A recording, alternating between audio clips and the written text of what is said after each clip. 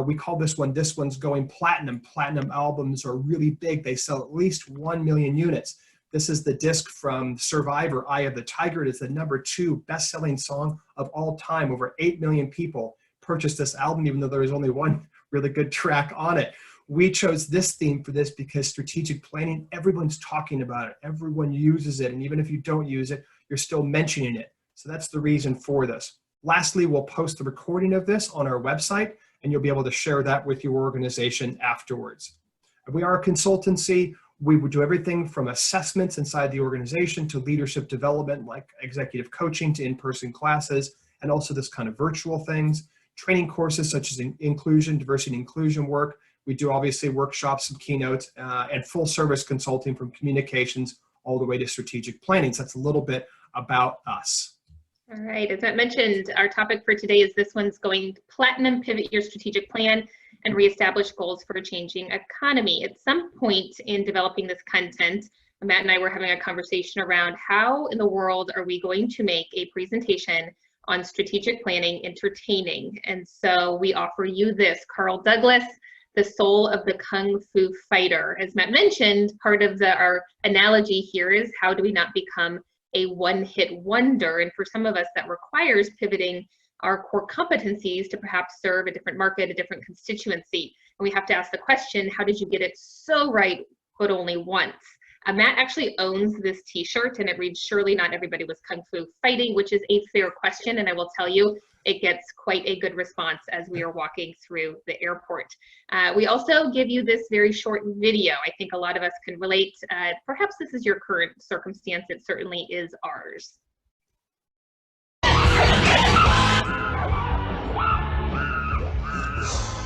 Hey guys, just thought you might want to know, sales aren't up, they're down. Ooh.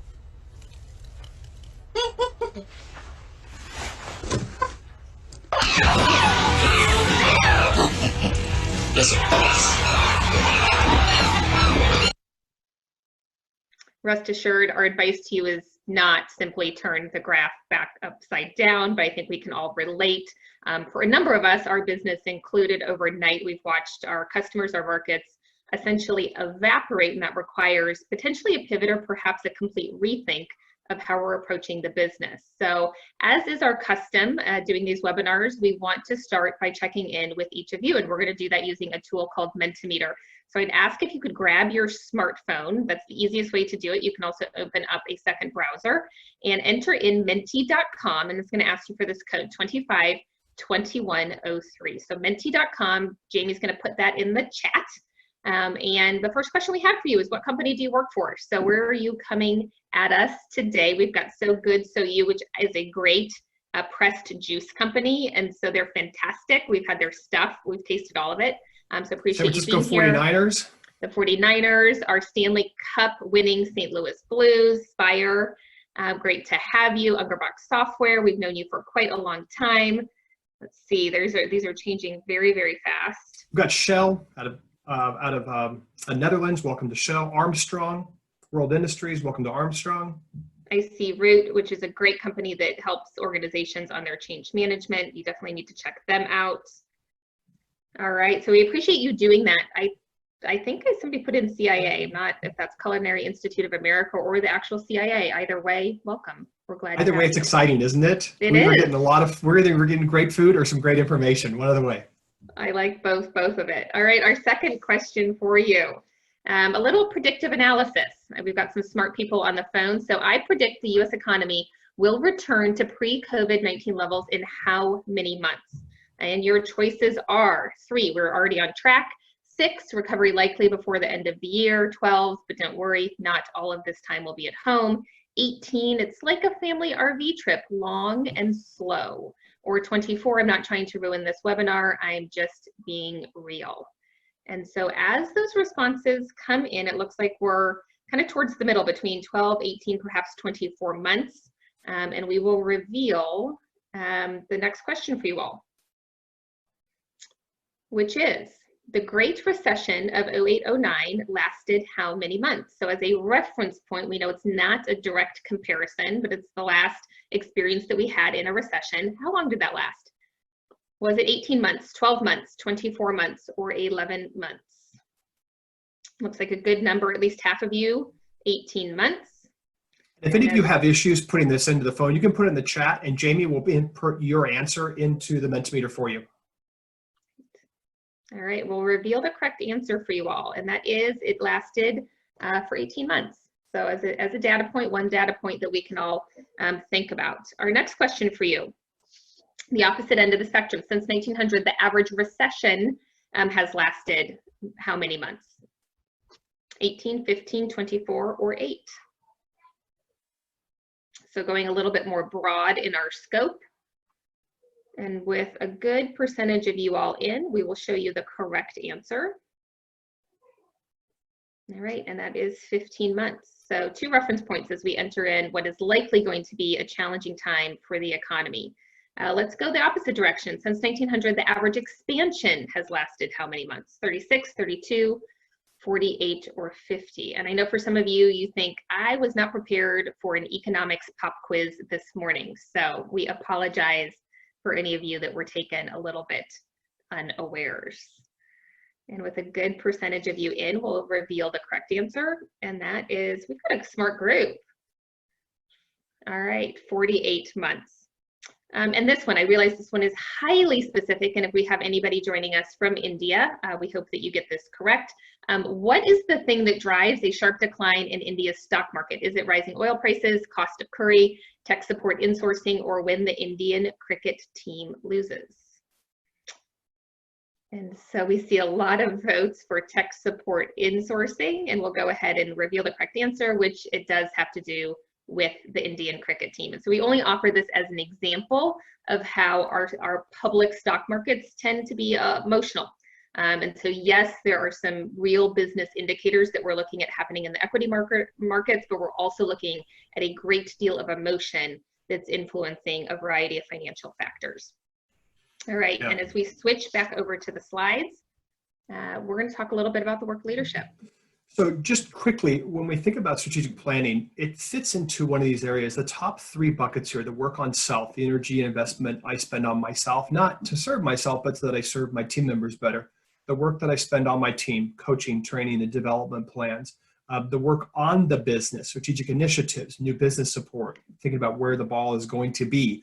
All 3 of those are the work of leadership. That's just where the work of leadership exists.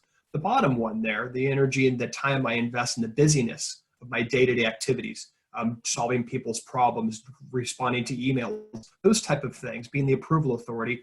Not saying it's bad, just saying that's not the work of leadership. Leadership, if I think about the coaching, the leading, the helping with strategic direction, that's all in those top 3 areas. So the first thing I want to do is I'm going to bring us right back into Mentimeter. And I want you to think about this area, these 4 categories: work on self, work on the team, work on the business, and work in the business. And I want you to just go in and on the Mentimeter, just give me what you think. This is going to be a forced ranking of how you spend your time, the percentage of each day. So on Menti right now, you'll see 4 bar graphs, and you can input up to 10 points each. So just hit that 10, and it'll allow you to. You've got a total of 100 points, 100%. So just give me an average work day. Where do you spend your time? On yourself, on the business, strategically thinking about where it's going, or just the busyness of getting it done? Just the busyness of getting it done. And that code for Mentimeter, for those of you who are asking, is right there in the top. It's always up there. It's 252103, menti.com. Don't need to be on Wi-Fi. Just open up a browser either on your PC or your phone. And this is very typical we see when we offer this, and we've probably asked this question. It sits on our leadership curriculum, tens of thousands of leaders. This is very typical. A lot of time in the business, honestly, we see a little bit higher usually on the team and really low on self.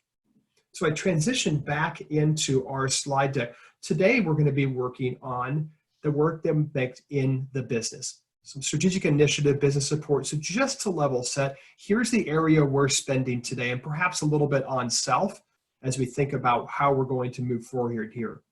Pivoting our strategic plan.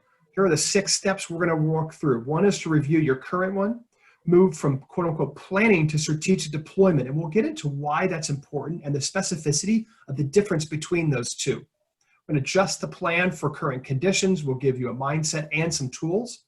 We'll talk about what we measure and measuring what matters. We'll plan projects and we'll give you some discipline. And then we'll create some optionality and plan for uncertainty. As you might imagine, this webinar is chock full of a lot. And so we will provide the recording, all the slides, and some blank templates and tools so you can take this and move forward into your organization. Growth and comfort do not coexist is a great one from the IBM CEO. We really like this idea of how are we moving in different directions and that we're not comfortable with that. And every person or company is a vector, and the sum of these is where you're actually headed, says the good quote by Elon Musk. But our favorite as we think about strategic planning, I know this is a little bit of a right turn, but it comes from Alice in Wonderland. And Alice walks up to a fork in the road and sees a Cheshire cat and says, would you tell me which way I ought to go from here? And the cat says, well, it depends a good deal on where you want to get to. And Alice said, I don't care much. I think the rest of her quote was, I don't care as long as it's not here. And the cat famously says, well, then it doesn't matter which way you go. So if you don't know where you're going, then any road will do, and that's not the case we want for here. Strategic planning allows us to get more into very discreetly, where are we going? Before we just jump into the plans, we like to think about, yes, but for what? So what's the purpose? What are you actually going forward to? So I'm going to break this out to you. So a vision, a compelling picture of the organization as you imagine, or as the world, as the world as you imagine it to be in the future. The purpose, the reason we exist. Your values, how the organization behaves, not just inside, but to customers, to investors, especially to each other, to all stakeholders, how we're going to do that. The mission is what I do. It's more tangible. What I do, who we might serve, and how we serve them. Goals, and we will define these, is a vivid description. Goals are a vivid description of the organization in 3 to 5 years. Strategies are how you break through in the next 12-month period, and then key initiatives are those must-do, can't-fail projects. It's important that we put some time parameters on these as well. This one for the vision, as you can see here, the vision is indefinite, it's enduring, right? It just continues to exist. It shouldn't change, really. My mission of what I do possibly evolves. We're not a webinar company, but of course, how we're going to serve people, that has certainly evolved in the last 3 or 4 months. Goals 3 to 5 years, strategies 1 year as mentioned, and key initiatives we scope for around less than 6 months. I'm going to jump us back into Menti. I'm going to ask 2 more quick questions for you. The first one is this. You can recite, without going to your webpage, without looking on the wall, you can recite your organization's vision, purpose, mission, values, as applicable. In other words, to what extent you have them. I want to know, and I appreciate some honesty, but I want to know, like, yes, I can recite it verbatim. Like, I will roll off the tongue. I've got it. I know it. Some of you are like, yeah, I can get most of it. I'll get in the ballpark. Something about do good, stakeholders, people, yay, raw. Some of them are, yep, some of it. I hope this is like I have math teachers that sometimes, even if you got the problem wrong, if you solved a lot of the steps, you got some partial credit. So maybe that's, I get a little bit of it. And then over you, a little bit of it. And then 7, hey, we have a vision. I'm just asking here. All right, and for a lot of you is what we typically see, and that is most of it. I'll just kind of get in the ballpark here. The reason we bring this up is oftentimes these vision, the purpose, the mission, they're there to align what our efforts should be so that as things change, it provides a North Star, a compass. But if I don't have that and I'm not sure what it is and it isn't being used around the organization, strategic planning often falls into more of just a budget exercise of trying to hit a number. And so where we start is with this activity. Question number 2, I'm going to ask, and this is a quiz here. What percentage of organizations fail at achieving their strategic plan? This is some research done by Inc. magazine. What percentage of organizations fail at achieving their strategic plan? We're all talking about it. Probably all have one on our shared drive somewhere. So what percentage is that? With a good portion of you in, I'm just going to show you what the correct answer is here as you continue to vote. 23% of you got it correct. That is 90% of organizations fail at achieving their strategic plan. So that begs the question, well, there must be a better way. Well, there is. First, I'm going to start with actually articulating what our vision is. This is ours from the Leadership Institute. We imagine a society in which people care about each other first. Here's our purpose: ignite potential and encourage human connection, even when social distancing is in effect, so that people have the opportunity to thrive. Values, we seek to understand, we show up to serve, we make it better. It's a reason why the first Mentimeter questions we asked was, how are you doing? What are you thinking about? Our mission, we consult with organizations of all sizes to align their people and their business strategy. And as mentioned, this stays enduring. None of this changed when all of a sudden we got locked in our basements with school guinea pigs and we're wearing slippers. It stays the exact same. That's just hypothetical, by the way, that last part. But our mission, of course, evolves dramatically. All right, we mentioned, and you all had this in your mind, that the majority of strategic plans fail to reach fruition, and there's some reasons that cause that to be. One is that we use budget and plan basically synonymously, and we view those as the same thing. We manage to the budget and not necessarily to the vision that we have. Oftentimes, there's a reluctance to perhaps give up or let go of some of the bigger issues or address them. Additionally, if we could just go back one slide. Additionally, we don't assign accountability, or we don't allocate the right resources. We don't communicate it well in the organization. And we'll get into this last one, which is we don't provide the appropriate measurement that allows us to know that we're making progress on those goals. And what these look like is we attempt to do too much.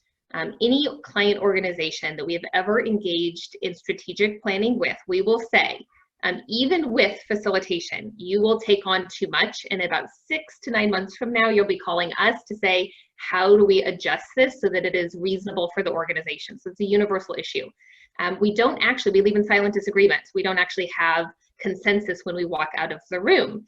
I think we can all relate to the fact that we tend to fight over the same people. And so those superstars are constantly tasked with, if you could just pull this one off and pull this one off and pull this one off, versus perhaps a plan around developing the internal talent. And oftentimes we just don't close out the projects. And so we have these lingering, we didn't scope it correctly on the front end. And so we have these trails of projects that are sitting on people's to-do list. And then we pick the projects based on the person that is advocating for it, the sponsor of that work, versus the importance of that work to the organization. We know that a vision without a plan is just a hallucination. And so oftentimes, I don't know why it is that in visioning, we always have to have a slide with a picture of a mountain on it. And so here's our picture of a mountain, but we need a plan to be able to get to the top. This is actually a picture that Matt took on his iPhone. We were on a client site and we saw this vehicle parked in the parking lot. So this is not a meme or something that we pulled off the internet. These were some ingenious folks who thought, you know what, I have a solution to this problem. So strategic planning is a lot like packing your vehicle. You got basically 2 options. 1, have a plan for it, or 2, you can perhaps use a lot of force. I know for a lot of us, we're using a lot of force right now. We've been forced to pivot. And so we're doing the very, very best that we can, throwing a lot of resources and energy and work in the direction that we want to go. But now is a good time to step back and really think about the plan moving forward. Matt mentioned for one of the steps is, how do I move actually from strategic planning to strategic deployment? And it's not just semantic, and it's not just a change of a word. There's a mindset shift that has to take place. And so strategic planning being my ability to document and establish the direction of your business. And so all of that hard work, bringing the senior leader team together, or perhaps as a department, bringing a department team together, versus do I spend equal amount of energy and effort on strategic deployment, which ensures that strategic goals and objectives of an organization drive activities at every level. So this is actually trickling to every corner of the organization, and are people using it as a reference point to guide daily activities. So the goal of strategy deployment is to bring both our culture focus in alignment with business focus with one unified strategy. That's another piece that's often left out. We might have our business plan, and then over here, perhaps sitting in HR, or perhaps a culture group, what we want our people to do. And so the goal of this is that we bring those 2 things together. And it also deploys the thinking, and so it becomes actionable for every role inside the organization. I want to break down the components, and we are going to give you some examples of this. And so for right now, it might seem like a lot of jargon. We're going to give you the definitions, and then we're going to give you an example of how all of these pieces are brought together. So step 1 is identifying goals and measures. Essentially, this is asking you to wrestle with, what is a balanced view of success for the organization in 3 to 5 years? This is also the level at which we're going to attach our measures. We want to be able to know if we're making progress. And so I articulate a vivid description, 3 to 5 statements, an example of which would be a thriving, growing organization. And then I'm going to attach measures to this level. Step 2 is I'm going to articulate my strategies. The question I want to ask is, if that's the direction I'm going, in 3 to 5 years, I want to be here. What are the strategies that allow us to break through this year? Essentially, they bring goals into reality. So as an example, if I want to be a thriving, growing organization, one of my strategies might be transparent communication. 3 to 5 strategies total.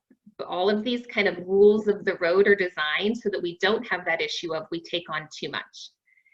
The next step is key initiatives. Essentially, these are my must-do, can't fail. They tend to be revolutionary, not evolutionary. So these aren't your continuous improvement projects, but these are the things that will allow you to achieve your strategies, that will allow you to achieve your goals. They need to be scoped at 6 months or less. A common kind of failure mode is we scope them all for 6 months. It typically works best if we have some 6-month projects and some we have some quicker hits. So for example, if I want more transparent communication so that I can be a thriving, growing organization, perhaps one of the projects I need to take on is onboarding so that that communication happens from day 1. Even a larger organization, we would say 5 max. And these can trickle down through the different layers in your organization, but this is where we tend to take on too much. And so just from a definition standpoint, these are the components of a good strategic plan. And Sarah, just to jump in real quick, I have 2 questions. One is, do you use policy deployment to communicate this overall plan or another tool? And the second question is, would the key initiatives equal in military terms the center of gravity? I'll take the military question, center of gravity. I was going to take the military one as no. Okay, you can go for it. Okay, you go for it. I always like the term center of gravity. It's fun. It sounds very universal. Haha. Not exactly, not like the military terms of center of gravity. Key initiatives, and we'll get into this. Key initiative is a project. So as an example, a project for the Leadership Institute is to develop a very robust, completely customizable and high-tech cultural performance survey. There would be a project that allows me to make progress on both my strategies for that year that then map into my goals. So a little bit different. And on the policy deployment communication, Sarah, do you want to take that one? Yeah, I would say that you can use a variety. And so where we're giving you a thinking pattern, if you are a lean organization that has kind of a robust set of tools, absolutely. If this is something that you are going to attach to how you regularly communicate in your organization, that works too. And so I know we do have some people with some strong lean background listening in. And so we avoid some of that terminology, even though this does come from a lean playbook, to make it a little bit more accessible across the organization. But if you already have all of those tools in place, then absolutely yes. We have a couple other questions and we'll get to those, but I want to move us into the last part that Sarah's working on here. All right, and the final piece is resources. And this is really where kind of the rubber meets the road, or the detail is really, really important. How do we apply some disciplined project planning? And we're going to give you a template for that. But for each of these key initiatives, how am I designating a project leader? How am I designating all the sub-project leaders? And how am I thinking through what departments are impacted?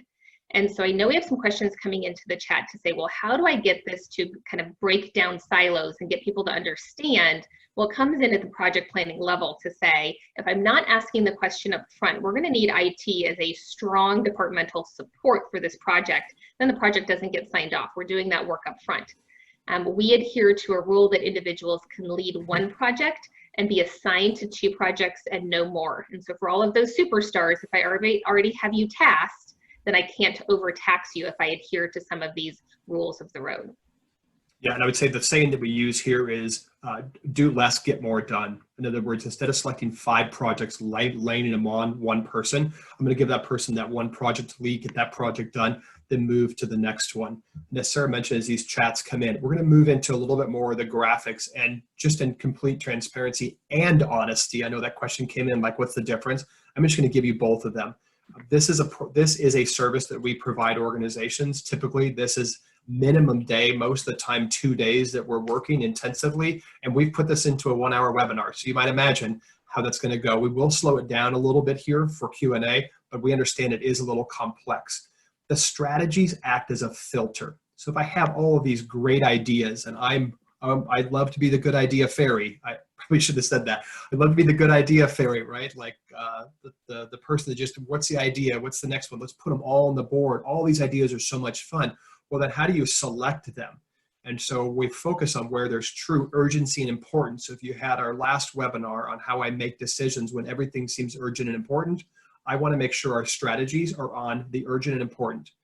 The reason for putting strategies down as well is it makes it very logical. So if I have a strong hierarchy, or there were questions about how do I get this, how do I get people to understand, it helps me also deselect the quote unquote pet projects.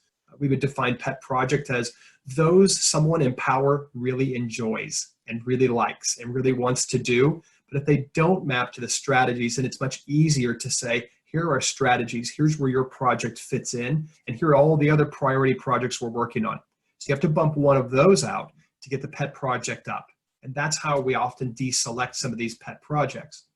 All right, so let's put this together, and I'll ask Sarah to also chime in on this one as we work through here.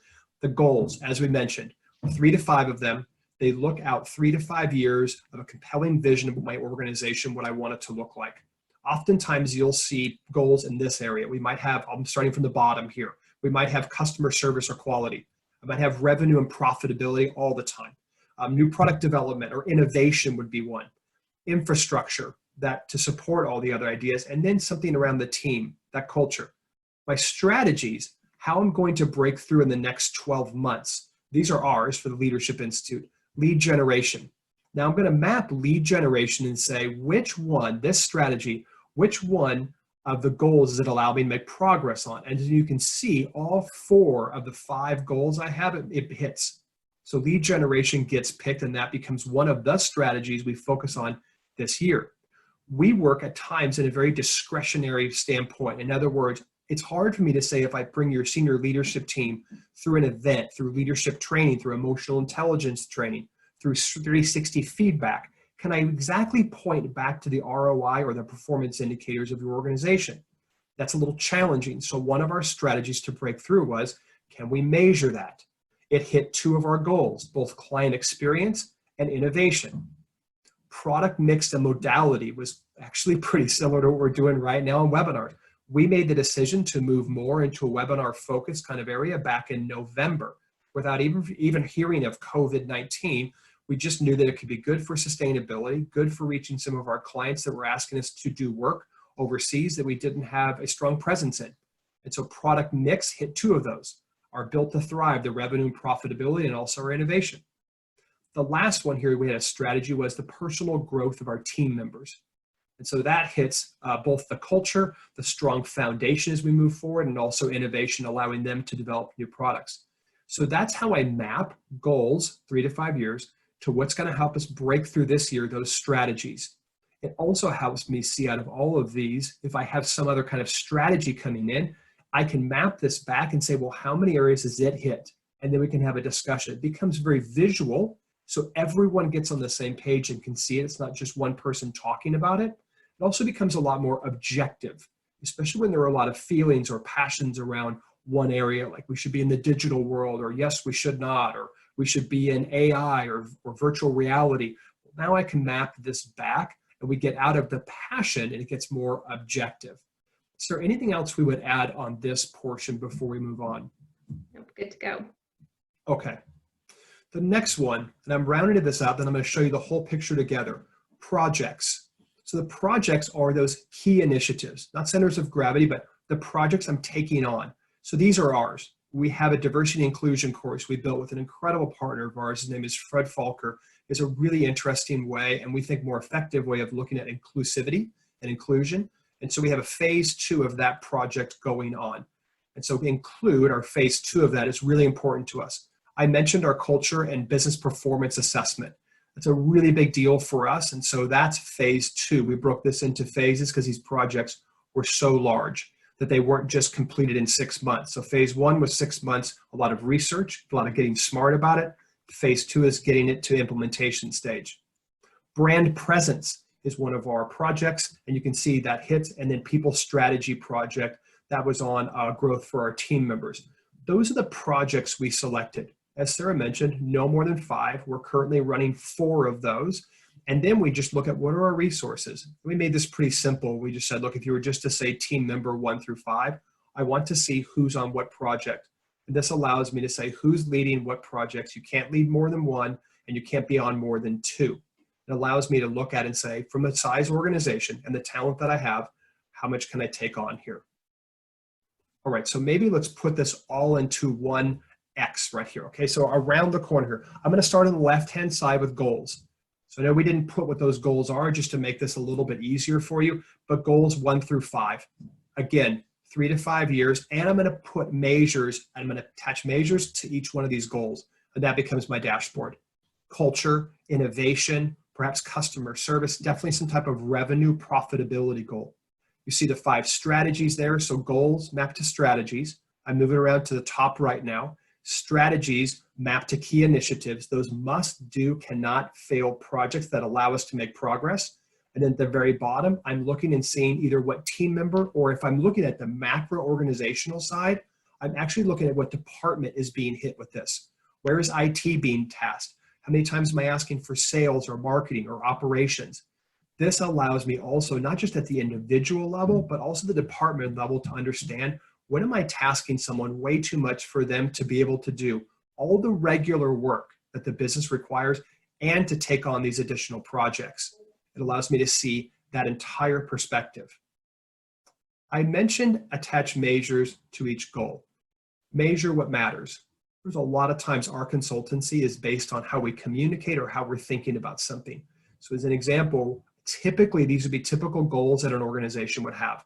Everything from a thriving business, which is revenue, profitability, operating income, cash flow, EBITDA, also culture, something about what is inside, because I know that drives business performance as well. Customer client experience, maybe number of referrals, the customer survey results. These are things that we run inside of our consultancy. Innovation, the new product, time to market. And then last, safety, is number of safe days worked. You'll notice it doesn't say a percentage of lost time accidents. I'm always trying to measure what I want to see the positive amount of. So in this case, the number of safe days worked. And so that's a good transition. And by the way, 15 measures max, or it just gets to be too much. A lot of times, and Sarah mentioned this, why strategic planning fails is, it becomes too weighty, it becomes too burdensome. It's not a tool I can use or refer back to. And so having a dashboard about 15 measures max, and I already mentioned this, but measuring what I want to see more of, days work safe and project completion on time versus lost time accidents or number of missed deadlines. And speaking of measures, I know we've thrown around a lot right now, but before we move into some of the Q&A, I'd like us to transition back into Mentimeter really quickly here. And I want to ask one last question of you on the measures. And this is a word cloud, and just build this out. Besides traditional financial metrics, revenue, profitability, EBITDA, operating income, what else does your organization measure that's meaningful to you? You'll see one box there that you can put in something, but you can put in multiple answers. So you can keep putting in several of them. And I know there's like, out of all of you, there's like 3 of you that are like, I wonder if I could put profanity in. You can, but I've turned the profanity filter on. I know you people. Okay, good. Safe days. It's a really good one. Units per hour. Yeah, the efficiency. People reached. Our team's mojo. That's a great one. I'd love to see that number, how you work that one, but I love it. Customer satisfaction. Yeah, NPS, Net Promoter Score. We run that a lot on all of ours. In fact, we're going to run that at the end of this engagement as well. On-time shipping. A lot of you measure an engagement. Sure. I'm seeing acts of goodness, upholding a client promise, impact on the world. And so some alternative measures mixed in there as well. Jobs for graduates. That's a great one. Training. A lot of times we'll look at things like social media engagement. What are people saying about us? What's the reputation we're saying about us? A lot of times we're sharing what are the customer testimonials that are coming back? What are the stories that we can write about that? Accuracy, that's a great one as a lead into quality. Training, not just the training, but who's getting trained on this. A lot of times we'll look at not just engagement, but when we're doing like engagement or some type of survey, I'm really paying attention to the percentage of people who are actually providing input. When I see organizations, it's typical when I see organizations with really high engagement, 80, 90% of people participating, even in large organizations, typically we see a really strong response. They feel trusted and they're willing to provide an input to make it better. So that's another one you can measure. These are great ones. By the way, Mentimeter will put this into a PDF and provide this to all of you as well, because I want you to see what other people are measuring that is meaningful to your organization. I even like the time talking to clients. That's a big one for us as well. The number of times we're just engaged, not in a sales conversation, just in seeking to understand means we have to listen. And so that's a good measure for us as well. Feedback, that's another good one. Right, and Matt, a couple of Q&A and comments on this topic for measures. One is success metrics are only valuable if failure leads to learning and that learning is shared. And how does this get factored in? And we would completely agree that it's not about measuring for measurement's sake, but it is looking at that measure over time and saying, well, what is this telling us? What is this indicating? What can we learn from it? And how can that learning be applied in the organization? And also a comment around what about measures suggested by leaders that measure activity and not results? And so you'll hear people talk about leading versus lagging indicators. Am I measuring my sales results, or am I measuring the activity that I want to see more of, which is talking to clients or client meetings, what have you? So another good comment and suggestion, and thinking about that there's an art to these measures to move beyond some of those traditional KPI dashboards that we all are well accustomed to. So yeah, measure so what you want to see more of. If I can just jump in on parts of these, a lot of times we're trying to measure both of them. I want to see the effort that's going in, and I also want to see the results, because I want to know what's driving that. And so as an example, if all I'm doing is measuring results and I'm not getting what our goal is, then, well, what's driving that? If I'm measuring the effort, then I know people are working very hard at it, and perhaps it's training, perhaps it's resources or materials, but then I can make a better adjustment. And so in this case, whenever it's a binary, I think what's the happy middle ground, or in this case, we measure a lot of both of those. And we do that within our organization as well. I want to track activity, in other words, the effort people are putting forward to, but I also want to measure, is it actually effective activity? Because if not, then I want to redeploy or get different training. So it's a really good comment. And a couple additional questions before we move on. One is, we've struggled to measure engagement for many years. Any suggestions on that one? And one just comment, and this is not our research, this is research from a gentleman by the name of Doug Seidman that indicates that actually inspiration is 27% more predictive of performance than engagement. So we would offer that perhaps engagement isn't the thing that you should be measuring it. We break down our inspiration score into 3 components: people, process, and purpose. The people and the purpose components tend to be fairly well measured by a lot of the different engagement instruments that are out there. The culture assessment that we built, we went down that road for one reason, and that's because without measuring the process component, or in other words, how work gets done, that's the part that's often left out. So am I just really frustrated with my work? So we can take that one offline, and happy to provide you resources along that vein. But the number one thing is asking the question, is engagement really the thing that we want to be measuring? And then another question great, here. Go ahead. Oh, sorry. Another great question on, this is basically the question is, this is a lot. What's the strategy light process that you recommend? That's where I was going to. We're going to give you a process at the end that takes this out of the actual kind of all the graphs and the dots and the charts, and just gives you some good questions that you can ask. And so if the step that you want to take is just a great conversation with your leadership team, we'll give you a template for that as well, that is not so cumbersome. We wanted to give you the big process, and then we'll break it down into something that you can do with your team. Yeah, thanks, sir. That's exactly where I was going on that one too. Over to you.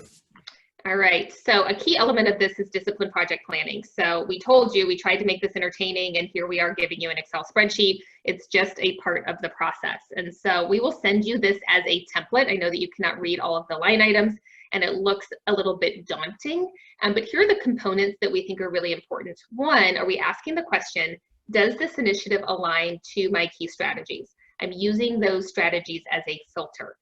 This goes back to how are we deselecting the pet projects. And I know our parent company is a capital equipment goods manufacturer. We've used this throughout the organization.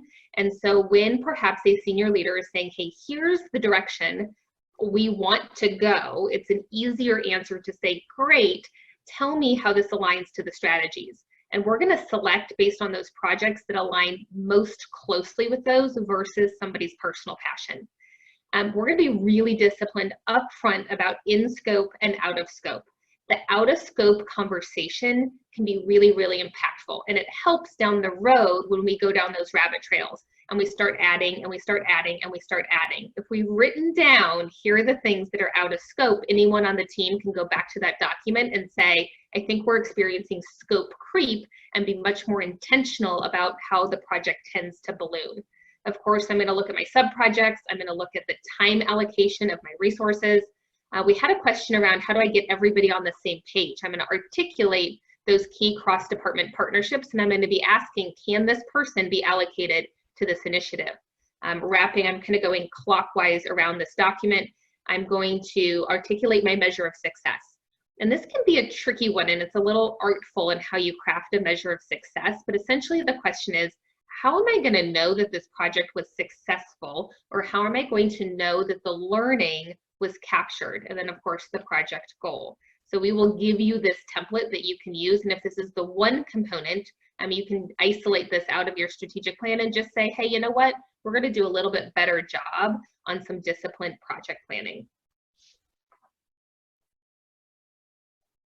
All right, I know that sometimes we quote esteemed visionaries, we quote esteemed leaders, historical figures in the world, and we felt like it was appropriate at this point to quote Ross from Friends. So I apologize if you're not a Friends fan, but this is my personal favorite episode. So this is how you get that huge couch around the corner, up the stairs, and how do I actually pivot my strategic plan regardless of the format that it happens to be in. And this from Ella Fitzgerald, it isn't where you came from, it's where you're going that counts. So regardless of what you've done in the past, regardless of the plan that you have, if it's robust, if it doesn't exist, there are all things that we can do moving from this day forward. We think about this in terms of a waterfall. And so what are the questions that lead to the next question that lead to the next question? So here's the simplified version. Has your vision, in thinking about current times, so thinking about COVID today, ask yourself the question, has your vision of the organization in 3 to 5 years changed, and how so? In the conversations that we've been having with clients, typically this hasn't. We're still headed in the same direction. We still have the same goals. But we're gonna ask that question, we're gonna have that conversation. Given where I want to go, what will allow us to break through 1 year from today? Now that answer might have changed. And so with our new 12-month scope, thinking about our prediction of the economy and what it's going to do, what will allow us to break through in that 12-month time frame? What are current key initiatives that align most strongly to your strategies? That layer also may dramatically change. And so I know we had one question come into the Q&A.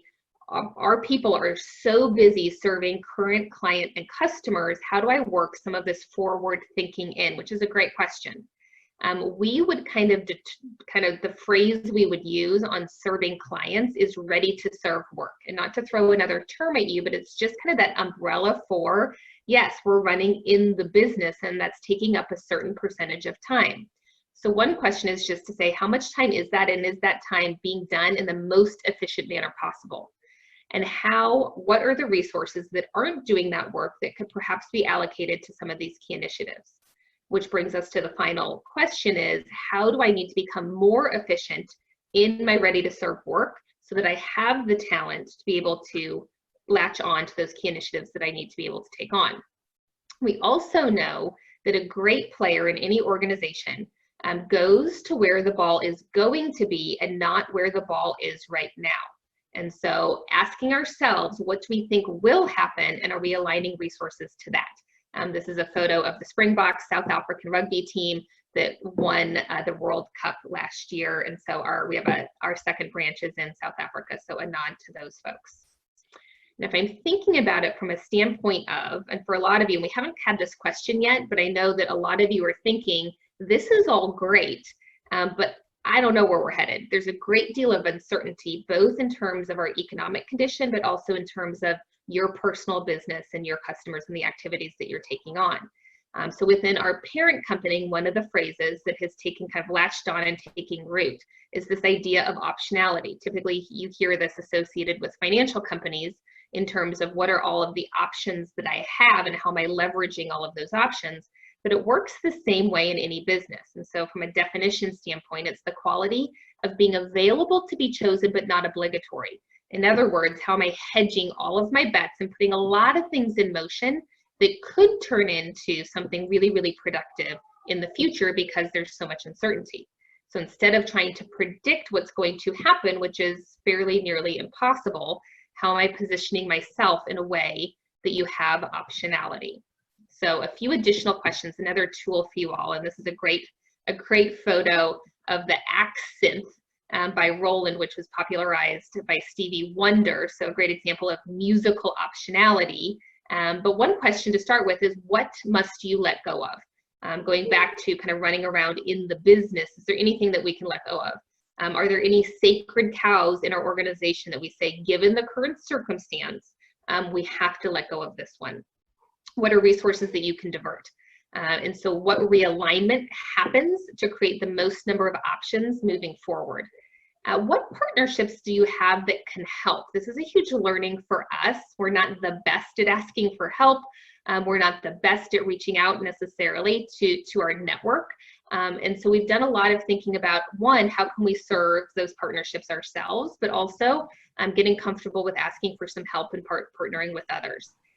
Who can you learn from? So who's out there in the space that might be a little bit ahead of you, perhaps in an adjacent space, but there are parallels to your business that you can learn from, and what can be repurposed. And so I know we're using ourselves as the best, as our example. It's just the one that we're the most familiar with, but all of our content, repurposing it into online learning has been a huge shift for us in the matter of the last 3 to 4 weeks. And so these are just questions that you can guide yourself through. How do I create optionality? If you joined us a little bit late, we will be providing all the slides, this recording, and a lot of these tools. I'm going to hold on this slide for a second. This is what we talked about today. And if I'm thinking, so what do I have to do? Like, you guys just gave us a whole bunch. And as we mentioned, yes, this is a robust process that we're fitting into an hour to show you this is how we work with our clients and internally to ourselves. One is I review my current strategic plan. In our case, our vision, our mission, our purpose, even our strategies actually didn't change. A lot of our modality in doing that in some of our key initiatives, we accelerated and took on a new one, but for a good portion of that plan, stayed exactly the same. Moved from planning to strategic deployment. In other words, actually getting it done, and then adjust it for current conditions. I'm asking those following questions. My long-term plans paint a vivid picture still in 3 to 5 years. That's why we asked you a little bit about the historical perspective of the economy, and why do I still believe in those goals? In our case, we did. My current strategies allow that, and have I selected the right initiatives? And then, do I have the right resources? Measure what matters, plan projects with discipline, and the last one there, create optionality. I want to hold really quickly here because there was a few questions that came in. One of those was, and we're not going to go down this road too far, but hey, the confusion between mission and vision and purpose, it's the reason why we put up definitions. And we just say, look, we're going to define these things. Do we understand? A vision is where we are going. We might not ever reach it, but it's a way we envision the world to be. It's an overriding part of this. For us, a society in which people care about each other first. Very broad, very difficult to measure, and yet inspirational and aspirational. When it gets into the difference between purpose and mission, I just define it. Our mission is what we do, who we serve, and how we do that. Very, very clear and succinct. That way it allows my people to see what those definitions are. There was a comment about what gets measured, gets managed, and what gets rewarded, gets done. But that's, it's like Jack Welch speaking right to us. Look, this gets into motivation theory in these parts. We've used both. We've used incentives to help with projects, completion, on-time rate, those type of things. We've also used the measurements to say, can we just hold this up? We tend to lean much more toward the inspirational part, the the intrinsic motivation, like how can I create this environment? And in 2 sessions from now, we're going to talk a little bit about accountability and increasing the intrinsic motivation. We tend to lead much heavier on that. And our measurement is not, I want to measure how you failed. I want to measure our progress. And then I want to highlight all the great work that's doing. It's not a disagreement. I know a lot of organizations use both of these to both measure and to incentivize. We tend to lean a little bit further from the incentivize because I don't want somebody to cheat the system just to be paid. I want them to do it right. And if it's not going to be the quality standards, I want to reward the fact that they're willing to say this project is off the rails or this project is a little more challenging. I don't want them to hide something. And sometimes what we see is that intrinsic motivation can lead to a little bit different behaviors. Anything else you'd add on that one, Sarah? Nothing to add on that question, but I address a couple additional ones that we see in the Q&A. One is I've seen strategy actually used as a starting point to set vision, mission, and values to assure actual meaning and practicality. What are your thoughts? And I think we would say we'd reverse it, that we would do it in the order that we presented to say the first question you need to ask is, how do we envision the world? And then what are we going to do to access that vision or achieve that vision? And so we can certainly provide additional resources on how we do that process, but the order does matter, and you don't really want to work the equation backwards. That's how you end up perhaps forcing a vision to align to your current circumstances versus having a blank sheet of paper approach that allows you for more creative thinking. And then Other finally, question was on, go ahead, Sarah. Oh, yep, I was just going to comment on a question that said, do you see a lot of boards through the planning process involved in providing input into the strategy process? Our experience is yes, not formally though. And so certainly their wisdom, their thought process is why you have a outside board, is to give you the benefit of their thinking. And we don't personally involve them in the actual planning process or getting in and drafting what those goals and strategies are, but their thinking certainly impacts. Certainly it's a possibility if that's appropriate for the group that you work with. Yeah, thanks. And I was just going to ask the last question here before we move into wrap up, and then we'll stay on and answer the other questions that are coming in, but I'll be respectful of the time. The question was, where do I bring in basically my competitors? Like, yeah, I want to go to where the ball is going to be, but I got competitors that are running in that area as well. So how do I bring competitors in? Great question on the strategic plan. A lot of times that's not going to impact my goals in 3 to 5 years. It certainly might impact my strategies of how do I differentiate myself. So as an example, one strategy could be differentiation in the marketplace. And that would be a strategy at 12-month, and then I would put some projects aligned on that. One part of the project would be to investigate and to understand what are my competitors doing in this space. That might even be a phase 1 or a phase 2 that goes into that project. But that's the way we bring our competitors in there. But from a goal perspective of 3 to 5 years, where do I want to be? That's much more about your own organization, independent of what other people are doing, right? And we will take the rest of those questions in there. I love this quote by U2. This is The Edge, who probably has the coolest name of any guitarist ever. It's actually not his name, but when your first name is I mean, you're a pretty big deal. This is a great quote. They were interviewing U2, and they said, how in the world have you all been touring so long and you've stayed together? Like, not the usual kind of break up and get back together of bands. And they said, we were designed long ago to survive success. And this is The Edge's quote where he's like, we don't ever want to be a heritage act. And so constantly them reinventing and looking at their strategy as they move forward into this. All right, I have one last Mentimeter question for you. So feedback. This feedback is 2 parts. The first part, probably most importantly, is for you to give feedback to each other. So based on this webinar, I'm back into Mentimeter. What have you learned or will do differently as a result of this? This is not feedback to us. This is feedback so that you all see what are you all taking from all of this. And I know it was really dense, like a 7-layer chocolate cake, if there is such a thing. But what are you doing differently as a result of this? And as these inputs come in, you'll start to see what other people are taking, what resonated with them. We see disciplined project planning and focus on less projects right there. That's a great one. Get the vision figured out, yes. And we would offer less words is probably better.